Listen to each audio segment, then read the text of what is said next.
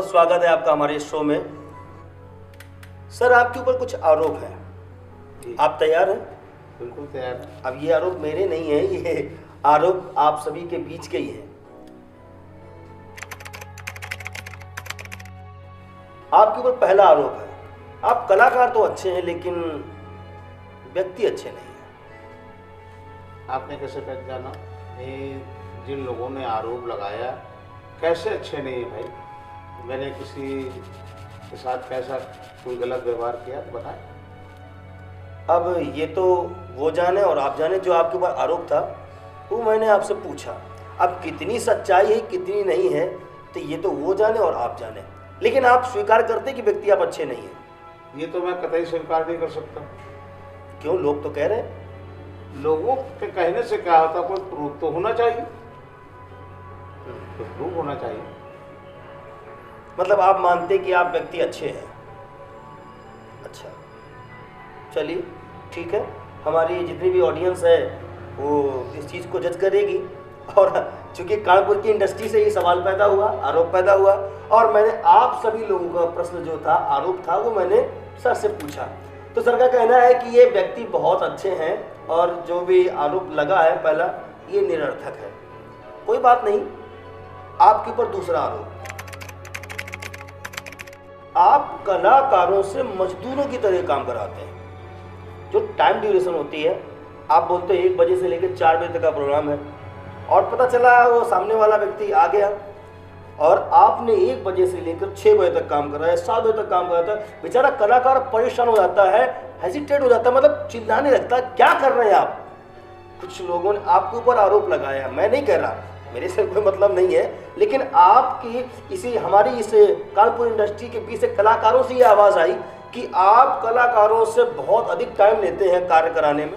ये तो आशु जी कोई कह नहीं सकता, पूरे कानपुर में कोई नहीं कह सकता। अगर कलाकार को बहुत से लोग 2 बजे बुला लेते हैं, 6 बजे कार्यक्रम चालू करवाते हैं, अगर मेरा कार्यक्रम 4 बजे चालू होना तो मैं कलाकार से कहता हूँ 3:30 बजे आइए जी। 4 घंटे बैठा के मुझे क्या मिलेगा?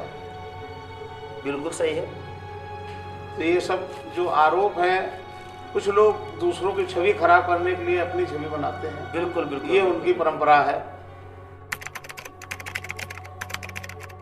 कुछ लोग कहते हैं कि आप भजन गा रहे हैं और ये किसी ने कुछ पैसे दे दिए। अब हमारा, चूंकि हम भी एक कलाकार हैं, आप भी कलाकार हैं, तो हमारा ये व्यवसाय ही है कला से जुड़ा हुआ। हम कहीं ना कहीं माता का भजन गाते हैं, सुंदरकांड करते हैं, चौकी करते हैं, श्याम बाबा के कीर्तन करते हैं, तो हमारा व्यवसाय, परिवार हमारा इसी से चलता है। तो कुछ लोग कहते हैं कि राजू भैया हमको बहुत ज़्यादा काम कराते हैं और जो उसका जो पेमेंट होता है, जैसे मान लीजिए किसी व्यक्ति का 1000 रुपये निर्धारित किया गया कि सुंदरकांड का फलाना व्यक्ति 1000 रुपये लेता है, कॉमन सी बात है, तो आप उसको 600 रुपये में ही काम करवाना चाहते हैं। ये भी आरोप आपके ऊपर? नहीं, ये तो जो आरोप है सब गलत है। अच्छा, जिसने भी आपसे कहा है गलत है। मैं तो वो व्यक्ति हूँ, और जो कलाकार मुझसे जुड़े रहे हैं वो मुझसे 10, 20, 50 ज़्यादा ही लेके जाते हैं। जी जी।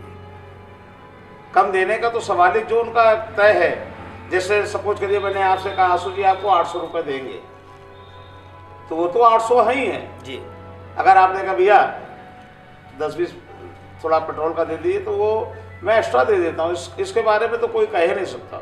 अच्छा, मतलब ये भी आरोप निरर्थक है, तो छवि खराब करने के लिए पूछा गया। देखिए भाई, आप सभी से भी निवेदन है कि हम तक जो बातें हमारे कान तक पहुंचाएं, हमारे शो तक पहुंचाएं, किसी के विषय में भी तो थोड़ा देख समझ के, क्योंकि अभी तक मैंने 2 आरोप, मैंने नहीं, मतलब आप सभी ने जो आरोप हम तक पहुंचाए राजू भैया के विषय में, तो वो हमने इनसे पूछे और वो दोनों आरोप निरर्थक निकले। भाई मेरी छवि ना खराब कर रहे हैं। देखिए सर, एक आरोप और है, और ये आरोप भी मतलब किसी ने दृढ़ता से लगाया आपके ऊपर है। सामने वाले का कहना है कि आप मंच पर जिस व्यक्ति को आमंत्रित करते हो, किसी भी कलाकार को बुलाते हो, चाहे वो ढोलक प्लेयर हो या कीबोर्ड प्लेयर हो या पैड प्लेयर हो, जो भी हो, इंस्ट्रूमेंट कोई प्ले करता हो या कोई गाता हो, आप उस पर भद्दी कमेंटबाजी करते हैं। ये तो जिन लोगों ने भी लगाया है ये तो मुझसे बहुत कुछ एंटी ग्रुप वाले होंगे, मैं किसी से एंटी नहीं रखता जी। और जिसने भी आरोप लगाया है एकदम ये तो सब बेकार की बातें हैं।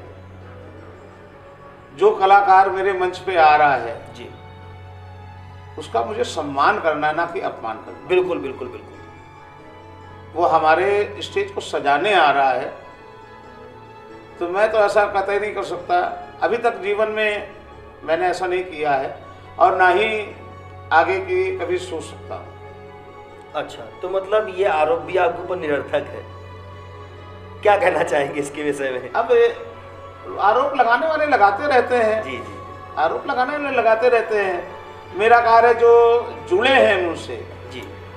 आप हमसे बेहतर जवाब तो कलाकार ही दे पाएगा जो मेरे से जुड़ा है। कलाकारों के बीच से ही ये सवाल हम तक आया है, आरोप आया, तो मैंने आपसे पूछा है। हाँ। और एक सच्चाई ये भी है सर कि बिना आग के धुआं भी नहीं उठता है, तो कहीं ना नहीं, कहीं कभी ऐसा होता है ना कि आग होती नहीं है, लोग उसको लोग लगा देते हैं। लगा देते हैं, तो मतलब ये भी निरर्थक बात है। वैसे सच्चाई तो ये स्वीकार तो कोई भी नहीं करेगा आप हो या मैं हो, कोई भी हो, इस बात को स्वीकार तो नहीं करेगा, लेकिन कहीं ना कहीं जो भी सच होगा आप जानते होंगे कि वो आरोप सत्य है या निरर्थक। चूंकि आपके ऊपर जितने भी आरोप लग रहे हैं वो सारे एक ही सेक्टर से जुड़े हैं। एक आरोप और है आपके ऊपर, आरोप ये है कि आप कलाकार के लेन देन जब आप करते हो, जैसे पहले के समय में आप चूंकि पार्टी संचालक रहे हैं, तो पहले के समय में क्या होता था, जो पार्टी संचालक होता था उसके पास ड्रम भी रहता था, कांगो भी रहता था, माता जी की ड्रेस भी रहती थी और शेर की ड्रेस भी रहती थी, इंस्ट्रूमेंट भी रहा करते थे। तो कुछ पुराने लोगों ने ही उनके संपर्क में जब हम आए हैं तो उन्होंने आरोप लगाया कि आप लेन देन के मामले में उनसे जब भी आप लेन देन करते थे तो कुछ ना कुछ विवाद कर लिया करते थे। इस आरोप में कितनी सच्चाई है और कभी ऐसा हुआ आपके साथ? ऐसा तो जितने भी कलाकार मुझसे जुड़े हुए अभी तक, सन लगभग 96 से मैंने अलग ग्रुप किया है जी। ऐसा एक भी कलाकार आप मेरे सामने लाइए जी कि जो कहता है कि लेन देन में मैंने गड़बड़ की है। मैं घर पे हूँ ना हूँ, मेरा एक वसूल रहा है जी कि मैं काम करके आता हूँ, कार्यक्रम करके आता हूँ, सबसे पहले कलाकारों को पैसे निकालता हूँ। ठीक है। और एक पर्ची साथ में होती है, जो उसने एडवांस लिया हो, जैसे 10 दिन कार्यक्रम चले, एक पर्ची पूरी बनी होती, जितना आपने एडवांस लिया है, जो बाकी पेमेंट है वो है। एक डायरी में मेरे नोट है, एक पर्ची उनके साथ में जाएगी। अच्छा, तो ये तो सवाल ही नहीं उठता। मतलब जो आपने उनको एडवांस दिया वो उनकी पर्ची में भी लिखा होगा और आपकी पर्ची में भी लिखा होगा? हाँ, हमारी डायरी में नोट होगा, उसका हिसाब किताब कैसे होगा? हाँ, मेरा निवेदन है आप सभी से कि थोड़ा देख सुन के आरोप लगाएं, हैं? किसी भले व्यक्ति को आरोप के जंजाल में ना फंसाएं, मेरा निवेदन है। राजू जी, अगर मेरी किसी बात का आपको हृदय में आघात पहुंचा हो तो मैं, आपका काम है, जो आपके पास कुछ लोग झूठी अफवाह फैला देते हैं, जी जी जी जी, तो आप उसका, आपका पूछना अधिकार है। हमारा अधिकार पूछना है। और चूंकि अधिकार है हमारा, चूंकि ये शो ही ऐसा है, इसका नाम है संगीत की अदालत, और जब कोई व्यक्ति अदालत में जाता है तो कोई ना कोई एक उसके ऊपर मुकदमा होता है, तभी जाता है। और कुछ आरोप थे आपके, जिसकी वजह से आपको हमारी संगीत की अदालत में आना पड़ा। बहुत बहुत स्वागत, बहुत बहुत धन्यवाद आपका समय देने के लिए।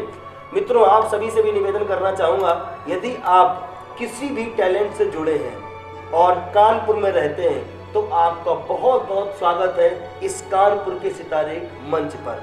बहुत से लोग हैं अभी जो हमसे मिलना चाहते हैं, नवीन जी से मिलना चाहते हैं, तो आपको नवीन जी का कांटेक्ट नंबर और हमारा कांटेक्ट नंबर आपको मिल जाएगा। आप अपना कोई भी म्यूजिक वीडियो, कोई भी एल्बम, किसी भी प्रकार का कुछ भी है तो आप हम तक शेयर कर सकते हैं और आप अपनी प्रतिभा को इस मंच पर शो कर सकते हैं, ताकि इस मंच के माध्यम से आपकी प्रतिभा और लोगों तक पहुंचे।